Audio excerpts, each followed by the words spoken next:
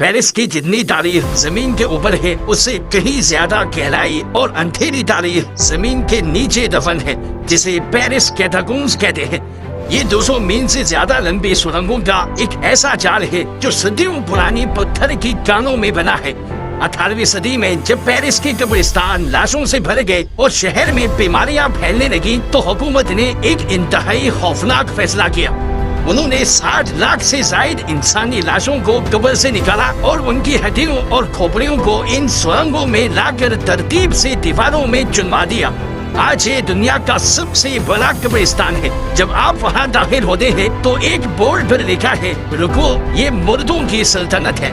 ये सुरंगें एक ऐसी भूल भुलैया है कि अगर कोई इनके अनऑथराइज्ड हिस्सों में भटक जाए तो उसका वापस आना नामुमकिन हो जाता है।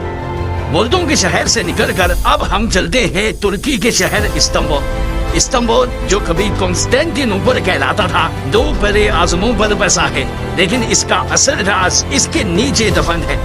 यहाँ जमीन के नीचे सदियों पुराने पानी के जखीरे हैं जो इतने बड़े हैं कि उन्हें अंडरग्राउंड पैलेसेस कहा जाता है।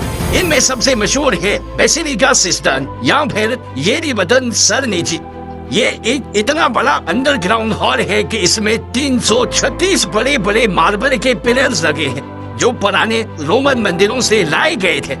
यहाँ की फिजा बहुत पुरअसरार है, हर तरफ पानी टपकने की आवाजें गूंजती रहती है। लेकिन इस जगह का सबसे बड़ा राज 2 पिलर्स के नीचे छुपे मेडुसा के सर है।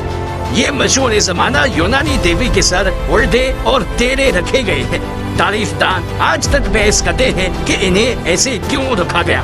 क्या ये सिर्फ 2 पिलर्स को सपोर्ट देने के लिए था या इसके पीछे कोई गहरा राज दफन है। अब बात करते हैं रोम की। कहा जाता है कि रोम एक दिन में नहीं बना था, और ये भी कहते हैं कि रोम जितना जमीन के ऊपर है उससे कहीं ज्यादा जमीन के नीचे दफन है। रोम शहर एक लसानिया की तरह है जहाँ हर सदी ने अपनी एक नई तह पिछली तह के ऊपर बना दी। जमीन के नीचे आपको सिर्फ पुरानी इमारतें ही नहीं बल्कि एम्परर नीरो का मशहूर लूमस ओलिया या गोल्डन हाउस भी मिलेगा। ये इतना बड़ा और आलीशान महल था कि नीरो के मरने के बाद आने वाले बादशाहों ने इसे नफरत की वजह से मिट्टी से भर दिया और इसके ऊपर नए शहर तामीर कर दिए। इसके अलावा रोम के नीचे क्रिश्चियन कैटाकॉम्ब्स का एक पूरा जाल भी है। ये वो तहखाने और सुरंगें हैं जहाँ इब्तदाई क्रिश्चियंस छुपकर इबादत करते थे और अपने मुर्दों को दफनाते थे ताकि रोमन सिपाहियों के जुल्म से बच सके। ये सुरंगें भी मीलों तक फैली हुई है। आखिर में हम जिक्र करेंगे लंदन का। लंदन के नीचे सिर्फ पुरानी रोमन दीवारें या मेडिवल टनल ही नहीं बल्कि एक जदीद अंडरग्राउंड शहर भी है। चर्चिल वॉर रूम्स इसकी बेहतरीन मिसाल है।